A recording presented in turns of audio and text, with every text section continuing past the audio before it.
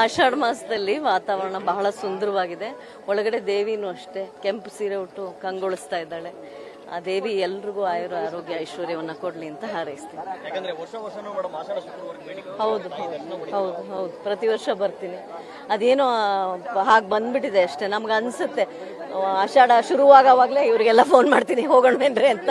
ಹಾಗೆ ವಿಶೇಷ ತಾಯಿ ಬಗ್ಗೆ ಯಾವಾಗಲೂ ಒಲವು ಇದ್ದಿದ್ದೆ, ಭಕ್ತಿ ಇದ್ದಿದ್ದೆ. ಈ ಆಷಾಢದಲ್ಲಿ ಇನ್ನೂ ಹೆಚ್ಚು, ಅವಳು ವರ್ಧಂತಿ ಬೇರೆ ಬರುತ್ತಲ್ಲ, ಹಾಗಾಗಿ ಇನ್ನೂ ಹೆಚ್ಚು ಸಂಭ್ರಮ. ಆಷಾಢದಲ್ಲಿ ತಾಯಿ ದರ್ಶನ ಮಾಡಬೇಕು ಅನ್ನೋದು ಪ್ರತಿಯೊಬ್ಬರ ಕನಸು.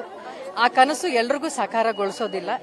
ನಾವಿವತ್ತು ಬಂದಿದ್ದೀವಿ ಅಂತಂದ್ರೆ ಬಹುಶಃ ನಾವೆಲ್ಲರೂ ತುಂಬಾ ಪುಣ್ಯ ಮಾಡಿದೀವಿ ಅಂತಾನೆ. ಆ ದೇವರು ನೋಡೋದಕ್ಕೆ ತುಂಬಾನೇ ಖುಷಿ ಆಯ್ತು, ಧನ್ಯಳಾಗಿದ್ದೀನಿ.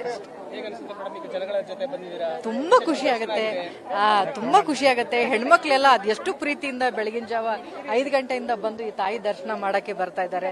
ಆ ದರ್ಶನ ಆದ್ಮೇಲೆ ಹೆಣ್ಮಕ್ಳ ಮುಖದಲ್ಲಿ ಆ ಖುಷಿ ನೋಡೋದಕ್ಕೆ ಒಂಥರ ನಮಗೂ ಖುಷಿ ಆಗುತ್ತೆ. ಅದು ನೋಡಿದಾಗ ದರ್ಶನ ಆದ್ಮೇಲೆ ಆ ದೇವಸ್ಥಾನದ ಒಳಗಡೆ ಇರುವಂತ ಆ ವೈಬ್ ಇದೆಯಲ್ಲ, ಬಹುಶಃ ಅದನ್ನ ಅನುಭವಿಸಿದವ್ರಿಗೆ ಮಾತ್ರ ಅದು ಗೊತ್ತಾಗುತ್ತೆ. ತುಂಬಾನೇ ಲಕ್ಷಣವಾಗಿದ್ದಾಳೆ ದೇವಿ, ನೋಡೋದಕ್ಕೆ 2 ಕಣ್ಣು ಸಾಲದು, ಅಷ್ಟು ಚೆನ್ನಾಗಿದೆ ಅಲಂಕಾರ ಇವತ್ತು.